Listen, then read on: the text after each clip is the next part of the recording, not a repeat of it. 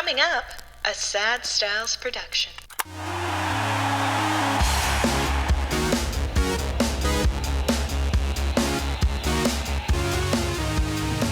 Hello and welcome. My name is Mikey Aaronworth, signing on to the sign-off of Frameworth podcast for yet another week. It's the podcast where we talk about all the stories you didn't know you wished you knew about the world of sports and sports marketing. I am joined in studio once again by Brian Aaronworth, president of Frameworth Sports Marketing, who hasn't seemed to learn his lesson about what happens when you travel over to Florida the day or two before a recording. Feeling a little toasty again? No, I'm okay today. I had a day to recover. A day to recover. Yeah. Okay. He's got some partying that he's doing down there. Obviously, you get out of Toronto, and we've been a little bit sheltered here, I think, for a while between the weather and all the restrictions, and you kind of get to let loose and make up for 2 years of lost time. I actually had a job to do down there. We did a new signing with a new Frameworth exclusive Blue Jay pitcher. He's going to be he is a big star already. Won his first game in New York against the Yankees. Alek Manoah. Yeah. Great kid. Had a lot of fun with that. And you can follow him, and I'll get his Instagram and all that later, but you'll see new product coming out shortly. Yeah, he gave Frameworth a nice shout out on his Instagram as well. So he if you're did. following Okay, both of us, always feels a little bit nice, and he seemed like a great guy. It seemed like it went well. Only good things to come. I think it's been a while since we've been as involved with the Blue Jays as we'd like to be. They obviously had a great run a few years back where we had relationships to a few of the players. Seems like we're getting back to that level of relationship with the team and with the league. So exciting things to come from there. Speaking of signings that we recently had, as of recording yesterday, we had Jack Campbell in for a signing, and we're going to be giving away a signed 8x10 Jack Campbell photo in honor of that to one of our loyal listeners who, as I keep mentioning at the top of every episode, every time you go out there and you share some of the love and support of this podcast, whether it's through an iTunes review, a subscription, a Spotify rating, any of those things, it goes a very long way, and that's why we show this love. And we've got a review from Apple Podcasts today from SW Smith 88 via Apple Podcasts. 5 stars, the title just starting. As I just started to build my collection, the information you discuss on your podcast is very informative and interesting. As a Leafs fan, the ultimate Leafs fan was great. Thank you for your stories. Well, hey, as a Leafs fan, you're about to get a Jack Campbell signed 8x10 photo. All you have to do is reach out to signoffpod@frameworth.com. Let us know your shipping details, and we'll get that sent out to you right away. You got 30 days from the drop of this episode, so good luck to you, and thanks for listening. Again, tell some friends if they leave reviews, or if you want to put yourself out there to potentially receive some free product. What better way than to take 2 minutes out of your day and tell us how much you love the podcast. But we've got too good of a guest to keep waiting any longer in the wings. Someone who I'm very excited to speak to. Our guest this week is a man whose name you should know, but is humble enough to be okay with the fact that instead you may know the names of some of the lives he's worked to shape over his career. A lifetime baseball and hockey coach and a Maritime Sports Hall of Fame inductee. He's helped build and shape the community which fostered the likes of Sidney Crosby. I introduce to you today, Paul Mason. Paul, thank you for joining us today. Well, thank you for having me, Mikey. And Brian, thank you. Very excited to have you on the podcast. It's almost become tradition at the beginning of this podcast when someone either mentions my mustache or I mention their mustache, and the two of us teaming up together, finally making my dad feel as though he's missing out and not having one. He's going to have to grow one eventually, but it looks better on you than it does on me. Rod Black mentioned on a recent episode that he missed his as well. So look at us carrying the torch. Yeah, it's always been on my face. It's never been off. So it feels like a Maritime staple. I went to university out there, and I feel like this is a part of me. I mentioned carrying the torch earlier. Speaking of carrying the torch, Sidney Crosby did that through Halifax prior to the Olympics at one point, and he will become, I think, kind of a staple talking point over the course of this episode. But I don't want to spend the entire episode talking about Sidney, a player whom you coached for a few years in both baseball and hockey. Let's start, though, by talking a little bit about you and how you got your start in the world of sports and what your background is. So why don't you start by your relationship to the two sports that you coach so much, baseball and hockey? Sure. Back in 1979, actually, my father was coaching a minor ball team and asked me if I'd come help out with it. So I helped him and then stayed with it since then. I still coach baseball. I'm coaching Team Nova Scotia. Actually, we're heading up to Ontario for nationals this summer. But I've been coaching ball since 1979, primarily 10 to 14 years old. And after the summer, one of the parents on the team asked me to if I was interested in coaching hockey that winter. So I helped out that winter in 79, 80, and it just took off from there. And I primarily, people know me from coaching Pee Wee hockey in Cole Harbour and different ball associations. And so baseball was where you got your start. Eh? It wasn't one and the same. Was your dad was primarily baseball as well? Did he coach any hockey at the same time? No, he helped out, but he didn't coach hockey. My oldest brother actually, and a friend of his, coached hockey for a couple of years in Cole Harbour. But for me, it was mostly that I was a lover of all sports. But it was that once I was hooked on it. I played as well at the same time, and but coaching really is my love. There was times that I was coaching 3 teams, both at ball and hockey, in the same season. Like it was busy. an addiction. I've read a lot about that. Kind of learning about your profile. Not only were you coaching 3 teams at one point, but also you had a full-time job as a principal of a junior high school. Is that right? Yeah, it was when I was coaching the 3 hockey teams. It was a P to 9, primary to 9 school.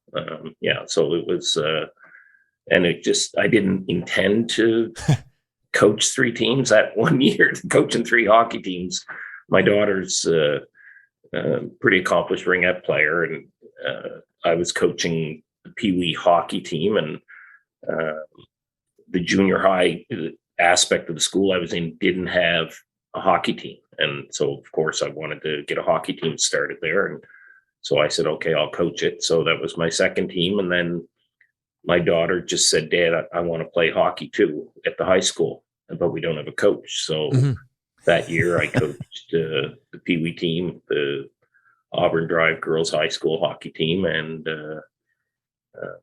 the junior high team. And actually earlier in her career, when she thought she wanted to convert at Pee Wee Girls, she said, Dad, if I go to hockey, will you coach? And I said, yeah, okay. So I was same thing, helping out with my son's Adam team, coaching the Pee Wee triple team. And I also put in for the Pee Wee Girls team, but my daughter decided at the last minute that she didn't want to play hockey. So I coached the girls team, but I didn't have a kid on that or the Pee Wee team. You have a hard time saying no. Yeah, and a lot of people want you to say yes. So I get the sense it's primarily within Cole Harbour. Have you ever been asked to coach a team outside of Cole Harbour, or have you coached any teams outside? Yeah, I did some of back in the provincial programs in spring hockey, and before, I guess you can call me foolish or whatever, but I actually lost money coaching spring hockey. So we did it. We just, at the end of the season, would take kids that we didn't even have tryouts. We just said, these were the top kids. We'd pick them, and we'd go to tournaments in Ontario and Quebec and back. And that was before spring hockey even hit around here. There's a guy in New Brunswick, Charlie Bourgeois, who's become very successful from spring hockey programs. But we actually started, believe it or not, before he did. But we didn't make it it was more of a rewarding the top players and giving them an opportunity to play against teams, stronger competition. Now, it seems as though at that, you mentioned losing money coaching. I mean, not only are you losing all the time that's involved in coaching 3 teams and doing your regular job and going across, I mean, at this point, you're going across Canada if you're playing teams in Ontario, but at a certain point in your life, you must have made a decision to focus your time and efforts on molding the lives of the kids that you're coaching. You mentioned around the ages of 10 to 14, as opposed to focusing on potentially your career. Was that ever a thought that maybe you could go pro, or was it more community focused for you? Was the intention always to grow those around you as opposed to focus on your own growth? I think I was offered a couple of the midget AAA major teams. People asked me if I would coach them, but I really enjoy the minor hockey aspect and seeing the growth of, like this year, I have a young team that we started out struggling in, but we really grew quite a bit this year. great group of kids. And that is the satisfying point. I'm not I'm a minor hockey coach, Pee Wee minor hockey coach. I had to dust up my resume after seeing Maritime St. Louis get hired. Right. Maybe you were the next call. Who knows? Yeah. Yeah. I think if someone ever called me to come to the pros from Pee Wee, I'd consider it. But that might be the only way you'd get, you might be the only one that could get Sidney. Well, not the only one. Sidney would, obviously because his dad would have played Montreal. You get the Montreal job, you might have moved over there. Yeah, I think honestly. you stay in Pittsburgh for a while longer, though. Well, that's important to bring up. We mentioned Sidney, and I mentioned him at the top of the episode. I wanted to kind of lay out this profile of you and your coaching experience. But obviously, one of the things that has been so significant about the impact that you've had, not only on Cole Harbour but on the world of hockey, is the relationship that you build with Sidney Crosby and his family as well. Coached him in both baseball and in hockey, to the point where Sidney looks at you, and this may come as a surprise to people who haven't heard your name spoken prior to this, but he listed you as the coach who most influenced him in his career. At the age of 10 to 13, I believe, when you coached him, what was it about your relationship with Sidney and the teachings that you imparted on him, and maybe your relationship to the family, that would have him say something like that? That's Sidney. Sidney's, he's kind. I'll straighten that out right now. Sidney wouldn't say. Someone asked him to coach that influenced him. It's humbling for him to say me, but in actual fact, it's his father. For anyone who knows Sidney and his family, his father had a tremendous impact on Sidney, and I think Sidney. The fact that I had an impact on him. People ask me quite a bit about coaching, and people say, you had an impact. Well, I don't. I hope I did, but it's up to each individual player to decide who impacted them or helped them, and it could be anything, because there's sometimes, and you get it in the teaching profession. I quite often have kids come back when they became adults and say some things like, say, Mr. Mason, you really impacted me. And at times you're shaking your head going, oh my God, I can't believe that is the kid who came back to see me, because, I might have been a little hard on them than I thought.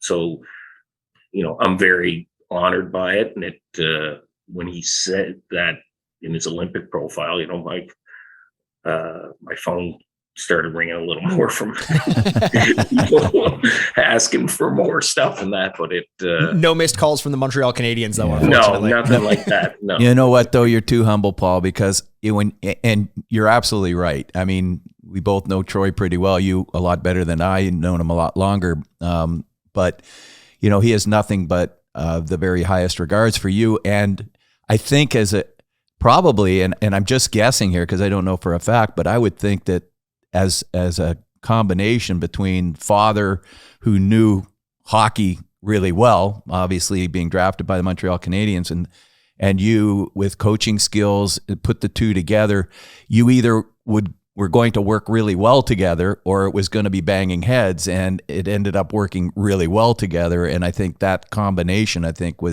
was probably the biggest influence on Sidney in his younger years, for sure. Is there a balancing act that you have to perform, especially when you're dealing with kids from the age of 10 to 13? Their parents have not let them go yet. Is there a balancing act between getting the kids in line and managing that relationship with the parents? It's funny because we just talked about this the other night in the rink. It's changed drastically. The parents' expectations. So let's back up 25 years ago. If a kid forgot their jersey, let's say at home, parents wouldn't have gone home to get the jersey. They would have said, and we would have said, you can't play. Mm-hmm. You don't have your jersey. But the kid would.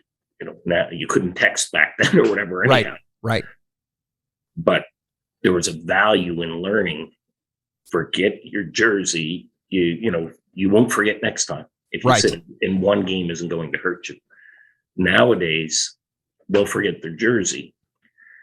And I can assure you, my kid would he coaches with me now. He would say that if I forgot my jersey, he told the kids, my dad never would have went home and got it, even if I would have told him in advance. Right. He would have said to me, you got to pack your gear. It's your responsibility. You get it there. If you really want to play, then, and that's my belief. Nowadays, that has changed drastically. So there is a huge shift in that.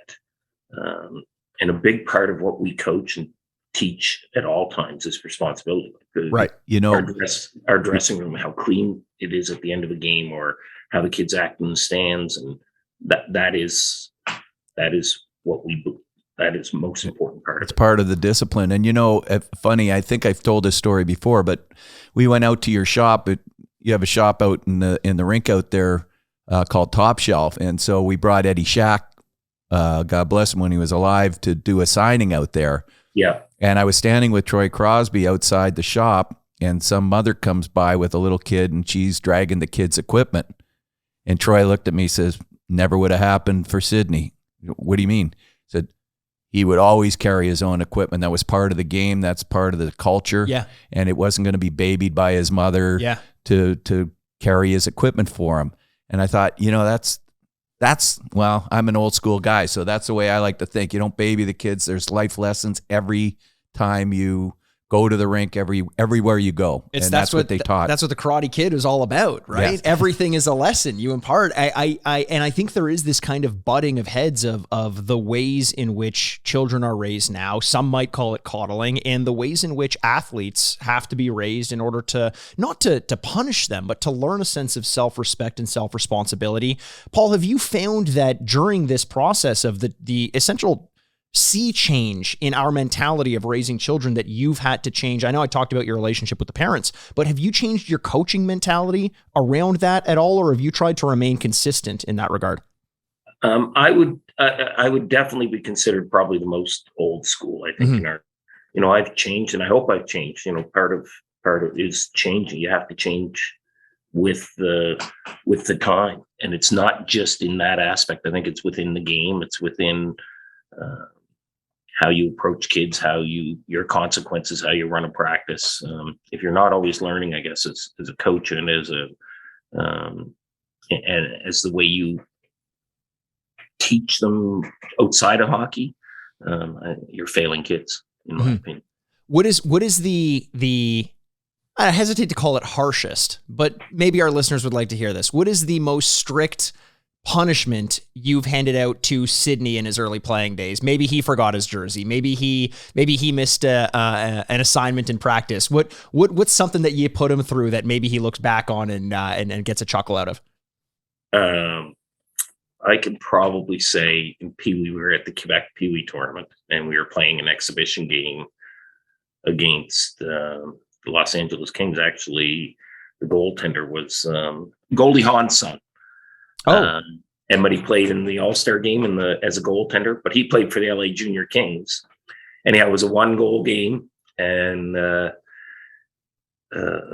Sidney and our top defenseman, who also played in the queue, were button heads on the bench, to the point that I sat the both of them the rest of the game. And, you know, I know a lot of people didn't like that because those were my two best players, or two of my best players, Sidney for sure. And, you know, you didn't have to punish Sidney. Sidney was so driven. Like, it hasn't changed. Like, right. First time I saw him was someone told me to come to the rink and see this kid playing at novice. I just happened to watch him. And, but once you coach him in any sport, and anyone will say the same thing, he's driven to win. And you know, and the fact that he got in an argument on the bench with another player would have been in pursuit of victory. So here's an interesting thought. So I don't want to get you in trouble with Troy, but so knowing Troy was, now I want to know how this, because I know Troy, he probably would have been over there. What are you thinking, sitting my kid out for, or did he? And if he did, when you explained it to him, was he okay with that? We had a conversation. It wasn't bad. It was just that afterwards he was one, you know, as any parent would, he wanted to know what was going on. Right. And I said, look, it was the argument. It wasn't but that was, you know, you didn't have to worry about Sidney. Sidney was there to win and play the game. But Troy and I definitely had a conversation afterwards. Like, well, he'd want to know why, but I think he'd probably be very accepting when you explained it to him. Sure. Yeah. Put it this way. It never carried over. I think anytime I've been a parent in the stands and my kids are there and you're wondering, and I think having coached, I'd react in a certain way, but I would certainly not hesitate in asking why. And, Troy came to me afterwards and wanted to know what was going on. And, sure, at the end of it, completely understood because sure. Now, it's curious because Sidney often says about himself in interviews that, he was never the most skilled. He was never this, he was never that. And there's obviously an element of downplaying how talented he actually was, but he, compares himself to like a grinder who just worked his way up to being as good as he is.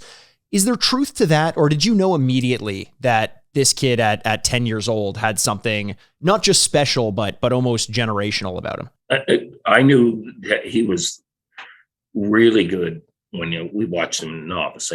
Novice kids generally just took the puck and tried to go through everyone. Or, I remember being at the rink the first time. I'll never forget seeing it. And he is going wide, but he's looking for someone.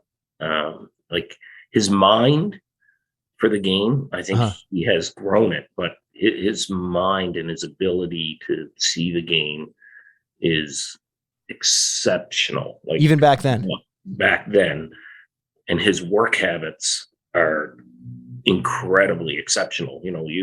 We had another player come through here, Nathan McKinnon. His skating ability was exceptional, right? Just beyond on the power.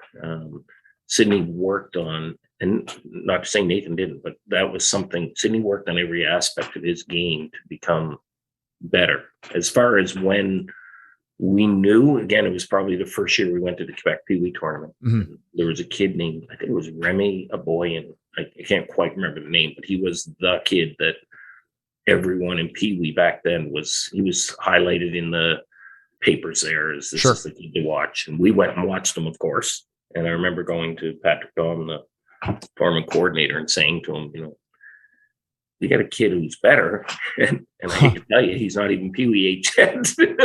And Sidney, I'm like, yeah, sure. And Sidney went out and got 6 goals and 4 assists.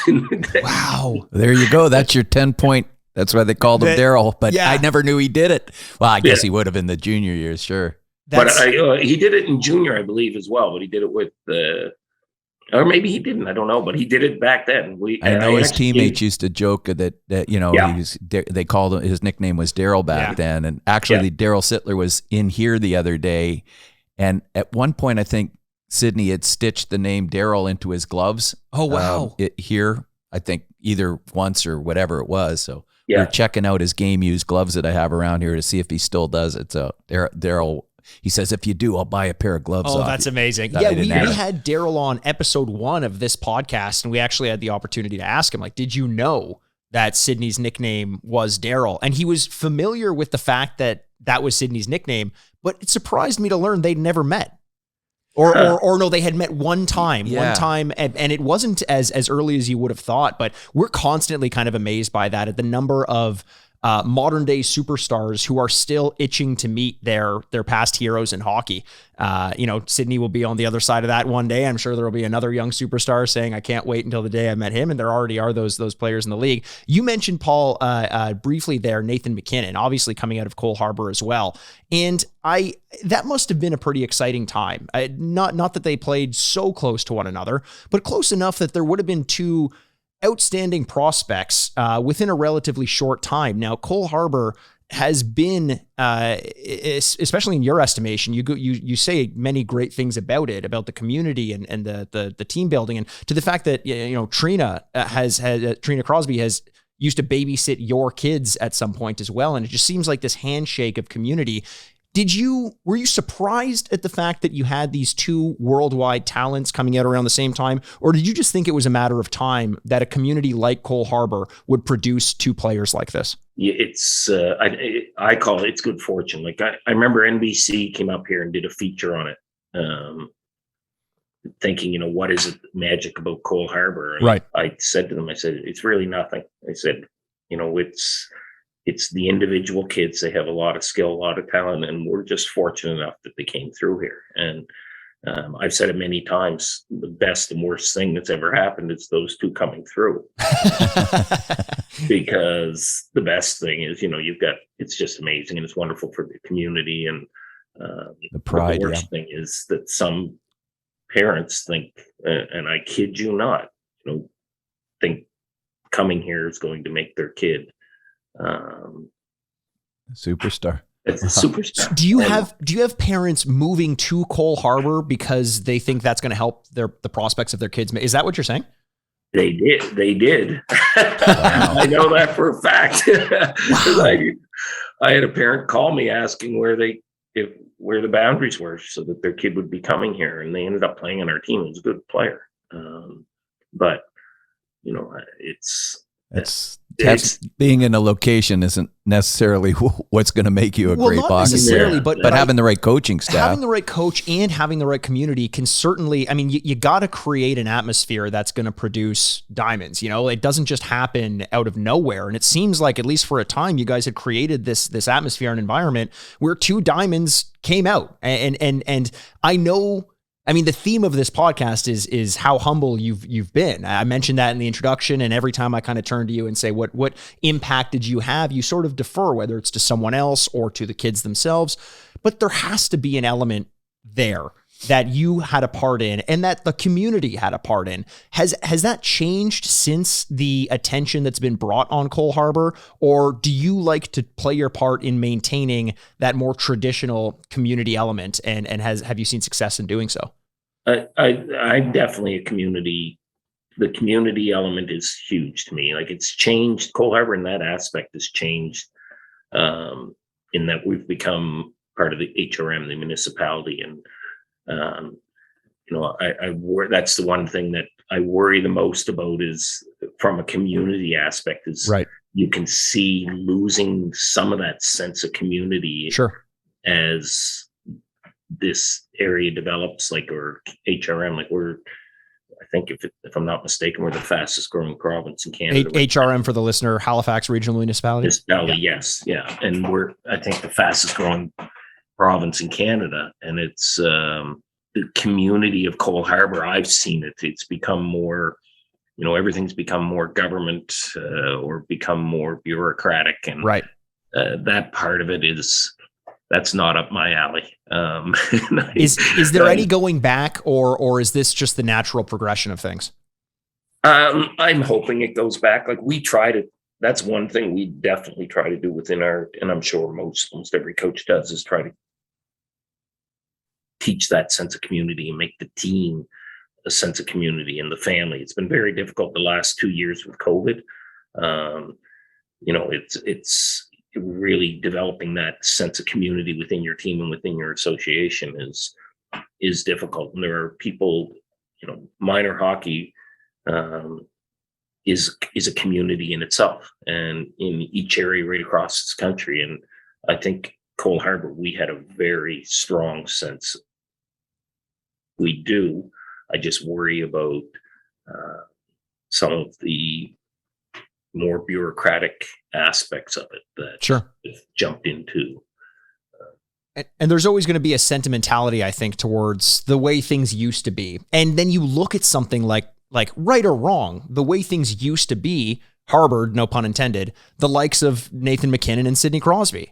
Changing that, will that limit the potential for that happening again? As long as people like you are there, I'm sure that won't be the case, but it's got to worry you a little bit. Now, I know we did talk a lot about hockey in that regard, but you were also a baseball coach. And I'd love to get some insight. I mean, you've mentioned that with Sidney, you used to travel around winning games and tournaments as well in the realm of baseball. Not many people may know this, but he's got a significant background in baseball thanks to the likes of you coaching him through those tournaments. What was that like? Was there ever a thought that maybe it wouldn't be hockey, maybe baseball could be his sport? Again, the team I coached was, if you want to call it an all-star team, top-level team, and he made it as an underage player. He was a huge impact player. but I saw him play hockey, and he was a great ball player, but those were just beyond, and he would have definitely been someone who made an impact. Like I'm someone who believes you don't look at kids at a young age. Sidney was the one exception. We remember sitting in our basement at hockey going, oh my God, this kid could get drafted first overall. And this was at 12 and 13. I don't believe you do that. I hate but I would quietly talk with one of my assistants. I wouldn't even say it out in public very often, but I would say, oh my God, he's just beyond. He was doing things, and I hate to say it, but at Pee Wee, you almost couldn't coach him offensively because his mind was ahead of what your mind was. Like he could do things on the ice that I wouldn't have never. I remember the one time he banked a pass in full game speed off the side of the net in front to Corey Banfield, the player who played with him. And I looked, myself and the other coach looked at each other on the bench and said, did he do that on purpose? Because it just wouldn't, the angle that he did it was just incredible. And, how do you, we try and we emphasize the kids about defensive and protecting the puck and passing the puck and not, but he could do things besides that. That's amazing. And in baseball, he had the same mind and he had the same ability. I remember he hit one out in practice opposite field at a minor ball field that at a young age, and kids just didn't hit it out of that field, but he hit it out opposite in practice. And well, speaking of hitting it out of the field, there was that video that was circulating years ago at this point where the Penguins went to go play where the Pirates play, and they were kind of doing like a little makeshift home run derby. And Sidney, on relatively early on into his swings, knocked it out of the park. Is there part of you as his coach thinking, I taught him that? No. Well, I can tell you a quick little story about coaching Sidney in ball, though. Sure. First year I lost, so I lost an eye to cancer. Actually, Sidney would have been 8 or 9, so 25 years ago. Anyhow, that summer, so the operation was in May 1st, I think it was. Anyhow, I'm coaching ball. So I'm driving Sidney to the game in Halifax. And this is just like a week or two after I had lost my eye. So came to a 4-way stop. And of course, not being used to driving, I made a mistake and pulled out in front of a guy in a motorcycle. Turned out to be like a Hell's Angel guy. He ran into the side of the van that I was driving. Sidney was in the passenger seat, going to the ball game. Oh, wow. We made it to the game in time, and it wasn't something that I knew Trina would be like, I'm not having him drive with Paul anymore. It was just after losing my eye. But yeah, I had Sidney's first car accident with him. Yeah. Well, there's a Hell's Angel out there with quite a story. Probably didn't know who was he in wouldn't that even know it. Yeah. Ask, you know what? There's two stories that I think I've told before about the hand-eye coordination that we talked about hockey. Yep. Talk about how he picks up baseball. He's hitting it out of the park in a professional at the Pirates new building. 2 times that when I was first working with Sidney. Once was at a Tim Hortons golf tournament where they put Sidney on the golf on a 150-yard par 3, so he could hit one shot for every foursome coming through. Right. And it was over a pond, not much room to work with, and he had just started taking up the game. And I had played for years, and I'm watching him, and I don't think out of, I don't know how many groups there were, 44 groups that came through, he missed the green maybe 4 times, went in the water maybe once, and he had just picked up the game. The second time was at his birthday party out in, was that golf course? You were there, I think, Paul. Harbor. Right. So there was a skeet shooting range. Oh, right. So we all go, it's the first time I've ever picked up a gun. I'm not sure that Sidney ever had either. And the things are going across like, I can't hit one of these clay pigeons to save my life. And within about 3 times, he was killing it. He was just knocking them all down out of the air. Just blew me away how quickly he can pick up on something like that. And that's a special talent. That's just inbred in you. And if he doesn't pick up on it, he will do it until he does it better than anyone Exactly. else. That's the mentality, right? You know, I keep thinking about it's always amazed me the fact that he says, you know, I was never the most talented in this and that, but it does seem like the consistent story is just the dedication. Is there an element? I know you kind of pulled away from this one before, but is there something? You coached him for 3 years, in some of his most formative years as well. Is there a part of his game that you look at now and know that there was something that you imbued into it, you know, a certain play style or a certain mentality that he has that you did play a part in developing in him?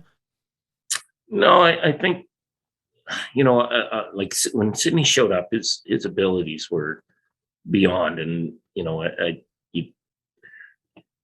I don't think to take any credit in what he does, like, because I'm a believer. I consider myself a very heady person, like the game and developing plays that might be other teams won't pick up on.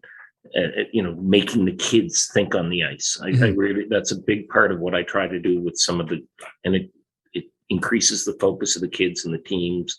You really get buy-in if you challenge the kids to do something they typically wouldn't do. Sidney, you know, so I think he might have enjoyed some of the aspects of that. Right. The community, the team aspect, the doing the right thing.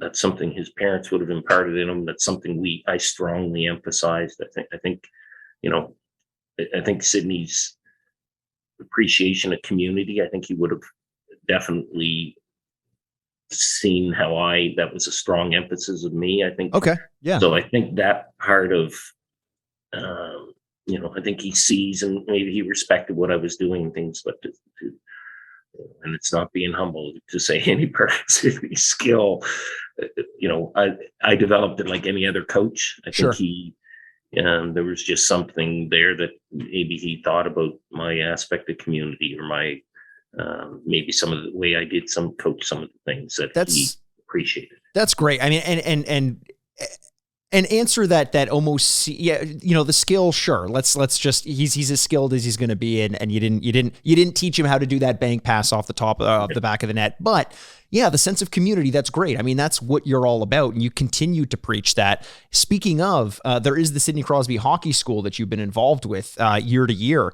Obviously, with the past couple of years with COVID, taking on a different form. Hopefully, we get back in full force as well. What was your involvement with that? And do you want to talk a little bit about what that was all about? Sure. The Sidneys Foundation, looking to, you know, it was a two-part thing. You could get people who can afford, and the thing about the Sidneys Hockey School, you know, you could have put a price tag on that hockey school, right? Sold it out any price, $2,000, and you would have filled it. And for sure. The idea was to give kids an opportunity to come to Sidneys Hockey School, make it affordable, but those that can, you know, afford to come, and it supports kids who might not have the opportunity as well, like Sidneys Foundation. So we ran it in Cole Harbour, and I talked first year that we did. I talked to Sidney and Troy and Trina, and then we met with others along the way, and they, you know, said, "Can you get volunteers?" And we'd have more volunteers than we'd ever need, and very highly qualified. Yeah. And 100% of the people, everyone, it's all done on a volunteer basis. And we had kids come from all over the world, every province in Canada. We had, I don't know how many states that applied, and we basically geographically, we would make sure there was representation from everywhere, and there's good representation from our hometown. So every province and territory was represented. Every state that applied, one person would come. And same with every country in the world. We'd make sure that there was at least one person that was represented. That's amazing.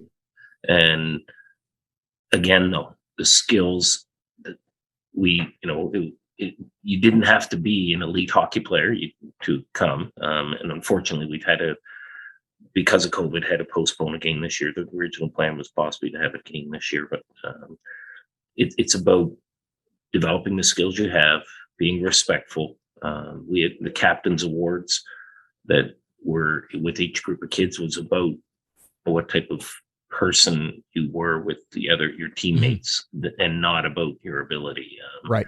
And it's a very rewarding hockey school, from not just for the kids when they come. Sidney made, one of the things that he did was he made a part of it that he was going to meet every kid one-on-one. Amazing. Yeah, that was Okay, amazing. 160 kids. We got to schedule this into a hockey school. He had always had special guests and parents. There was sessions for the parents to attend. And so I headed it up, and the on ice, I'd do half the on ice, and then Mike Chason did the other lead in the other half. And then we had some fantastic, local guys who coach university, some who played pro, and Jim Midgley, who's now with the Rangers, he volunteered time to come out and do some stuff. Like, it was just a great sense of community. We were thrilled too to be involved. Sidney wanted to make sure that everybody, he knows, one, they're there to play hockey. Two, they're playing with the best player in the world, and he's on the ice. And as you said, meeting every player, talking to every kid. And it wasn't just Sidney. His mom and dad were there, folding jerseys and making the gift bags. And we were there taking photos and framing on site, so that everybody had a photo with Sidney, and then we framed it and they all got one after the thing. Taylor Crosby was there on the ice coaching kids.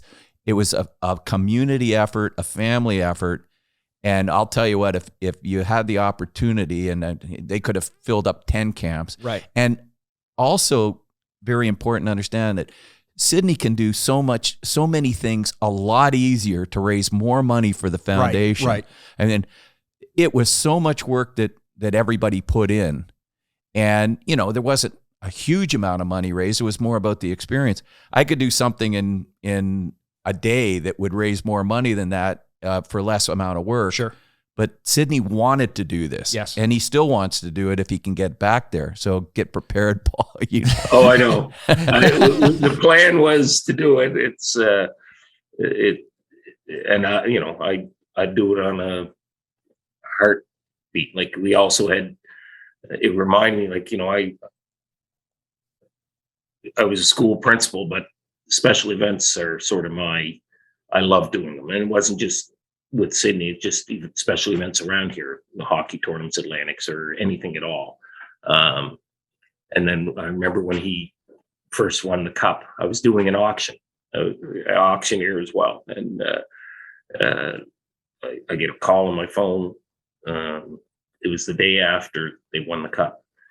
Would you help organize the parade for when Sidney comes back, or help organize the event? The parade wasn't really, it was going to be a parade.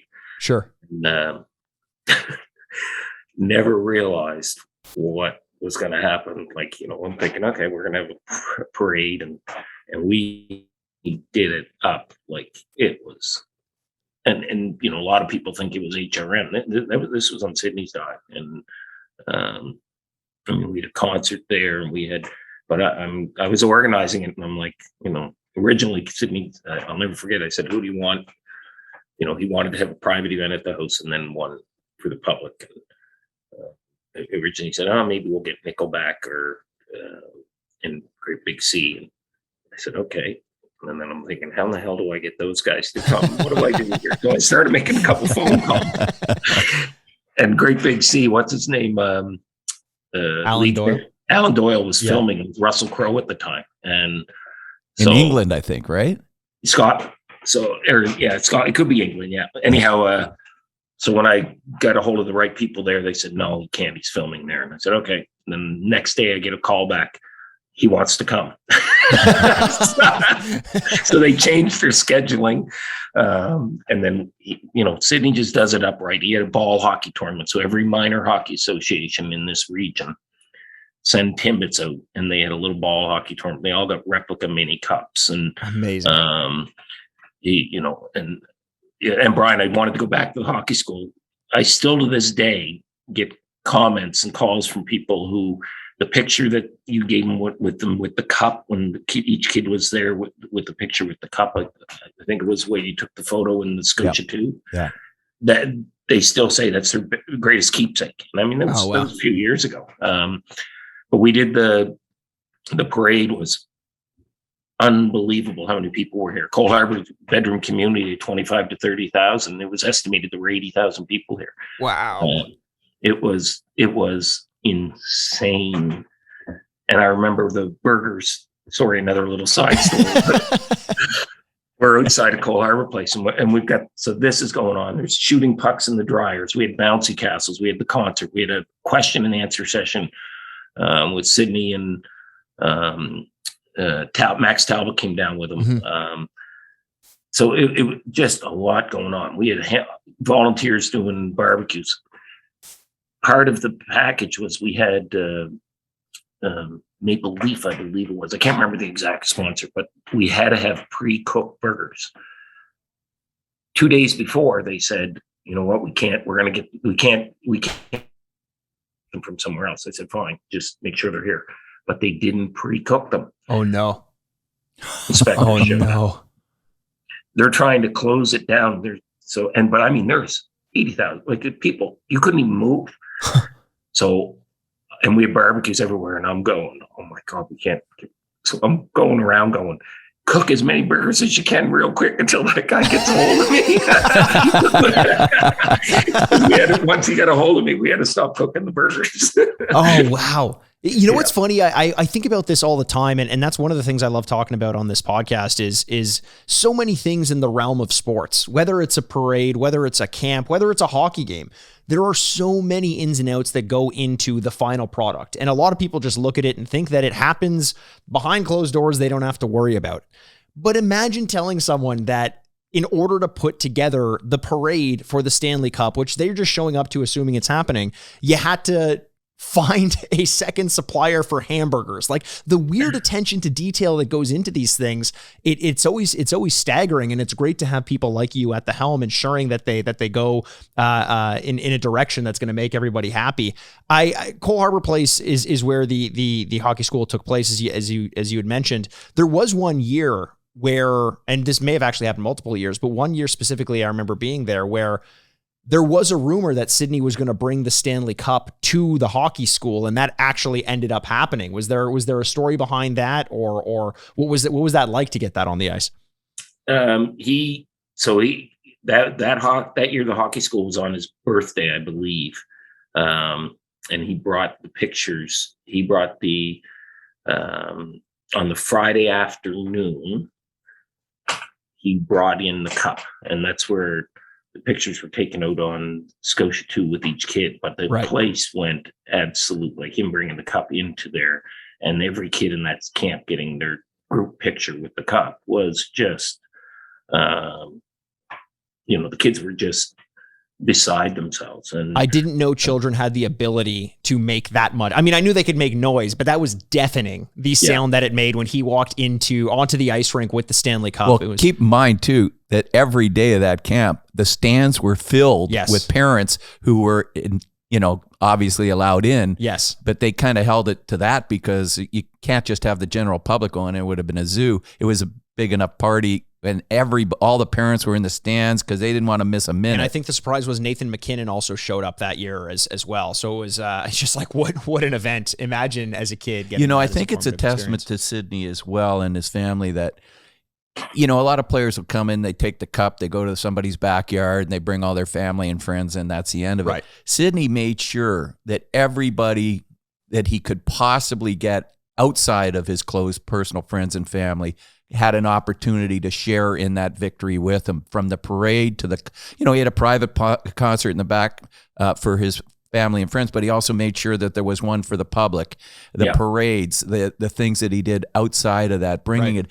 And here's another little side story. When I was in San Jose and Troy and Trina managed to find a way to get me into the dressing room to celebrate Game 6 after they won the cup. Right. And I was amazed at the fact that I got in probably 40 minutes after they were all in there. So it was pretty wet and everything spraying around. Champagne everywhere. Sidney still had the cup in his hands, and he would not put it down because he realized that everybody from teammates to family to friends to Mario Lemieux would want to have a picture of them drinking out of the Stanley Cup with him holding it. Right. Not that he was egotistical and say, oh, I got to be here. He just knew that that was what everybody wanted. And I got in 40 minutes later, and he was still ready for me to take the picture, which was one of the greatest moments in sports for me. Talk about the you instilling that sense of community. I mean, hockey is a community, and I think Sidney has a great understanding of that, of what it means to everyone who's involved to be a part of it, not from a sense of ego, as you mentioned, but because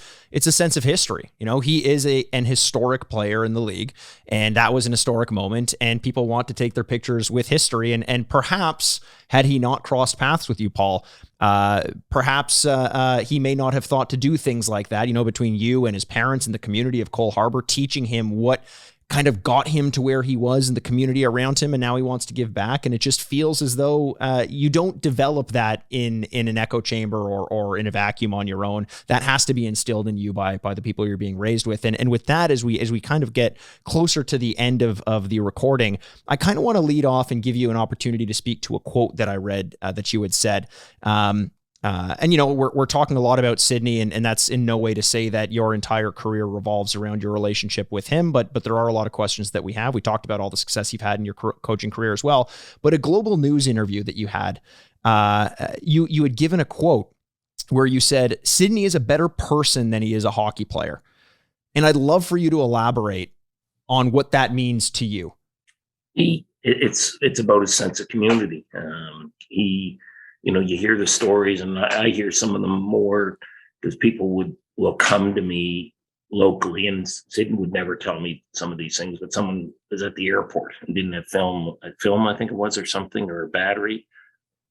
And Sidney went out with his car to get it so that they could take a photo. Like those types of things, like if someone had a sign out where he lives, and he stops on the way home, congratulations, and he drops in to see the people, and he does those things. He recognizes them. He recently came home here for during the All-Star break. He was home and wanted to skate. I couldn't find him any ice that was, he wouldn't take ice that my kids had for practice. Like I told him, I could probably give him a half hour of it or something. But he said, is there an outdoor rink? So a local guy had an outdoor rink, a friend of mine that I called, and have any teams coming out to play on your rinks tomorrow morning? He said, no. He said, do you want to bring your team? And I said, no. I said, but I know someone who wants to skate. Do you mind if they come out? So they went out and skated. Sidney and goaltender and another guy here, Fozzie, buddy his. But at the end, it's all said and done. And the guy was just tickled pink that Sidney would be out skating on his ice. But Sidney signs. And this guy is another, I call him he's a quiet pillar of community around here. Any team in Cole Harbour that wants to bring their team, he doesn't have kids playing hockey anymore, but he keeps this rink. And he has a millet cup. He has a metal cup. And you bring your team out, you have fireworks, plays out Canada, wow. Bonfire, shed for the kids to change in. So it's all, he continues to do it. And so we allowed Sidney out there. But in the end, Sidney takes a stick, and no one's asked him or does it. And he takes a stick and he goes, John, thanks for having me on the ice. The ice was great. Maybe one day I'll play in the Millet Cup. And he signed the stick and gave it to him. And amazing. For him to include all of that in the writing, like it's just so thoughtful. It's so, he always does the right thing. And to me, that's something that I value tremendously. And so that's 100% what I meant by that. Fantastic. Yeah. Fantastic. Well, look, Paul, we're towards the end of this interview, but I just wanted to thank you once again for coming on and telling us about your story and what it was like growing up in the community of Cole Harbour, harboring these two superstars in Nathan MacKinnon and Sidney Crosby, some insight into the early days in his career. What else are you involved in? Anything you want to tell our listeners to check out? Is there perhaps a charity that they can donate to or something to get some information that you're involved in? No, I'm involved. Like I'm actually doing another podcast tomorrow, support of a tournament that we have here, Joe LaMontagne March Break Hockey Tournament, and I'm involved. And it's, again, Sidney, there's another thing Sidney does. He has, so I do the Sidney Crosby Shootout. So Sidney sponsors. So I've been involved with this March break tournament forever, since it started 4 years ago. And one year, again, here goes the story. Sorry. One year we have the ice. We had too much ice, and we didn't know how to get rid of the ice. But they used to have the NHL Stars. They used to have a competition, shootout competition, breakaway competition. I don't know if you remember it. Yep. They used to shoot against one another, and they'd advance on, and you'd watch it every Saturday night in Hockey Night in Canada, see who advanced. And I said, well, why don't we do that to see if, when I'll put it in the local paper, and if we can get kids to come out and pay $5 each and the winners can get trophies. I said, maybe we can get enough to pay for some of the extra ice we have. So we did it, and it was nuts. We had to put the tournament 2.5 hours behind. Like, kids showed up from everywhere. It was ridiculous. So out of that, we realized, we have something here. So now the tournament has the Sidney Crosby Shootout, where every team, so my team just had our competition, and the kids all look forward to it. And you get 3 shooters and a goalie. So every team in the tournament, 3 shooters and a goalie, and we book ice, and it's way more organized than that first year we did it, but they compete, and the winners get a, $350 stick. Goalies get a goalie stick, and they get, there's shirts, and there's been hoodies and hats, and every participant gets a pin. And again, Sidney pays, this is all in his dime. And it's for every division. So my involvement, I run those for the tournament. So, but they're a huge, huge part of the tournament. The rinks are filled. People for every shootout, they come in and watch the shootouts. It's fantastic. That's awesome. So go out, if you're out there listening, I'm sure you can Google the Sidney Crosby Shootout to get some more information on that, and maybe read some of the articles about Paul, a fascinating person with a ton of great things to say about a fantastic community as well. And we thank you for coming on, and you're more than welcome to join us yet again. Maybe we'll get you on a couple months from now, and we'll do a little bit of a check-in to see how that tournament went. But Paul, thanks once again for joining us on this week's episode of the Sign Off Podcast. For Paul Mason, Brian Aaronworth, president of Frameworth Sports Marketing, and myself, Mikey Aaronworth, host of the Sign Off Podcast, this is us signing off. Well, ladies and gentlemen, we made it to the end of yet another episode. Thanks again so much for joining us. You can find videos of all of our episodes on YouTube by searching the Sign Off Podcast. You can also follow us on Twitter at Frameworth Sport or Instagram at Frameworth Sports. And hey, if you're not sick of me yet, you can find me on Twitter over at Retrograde Mikey, or you can always find me embarrassing myself over on Instagram at Aaronworth. The Sign Off is a proud product of Fadoo Productions and Sad Styles Productions. Executive producers, Mikey Aaronworth and Andrew Bascom. Until next week, this is Mikey Aaronworth, signing off. Furnished by Sad Styles Productions. Get into it.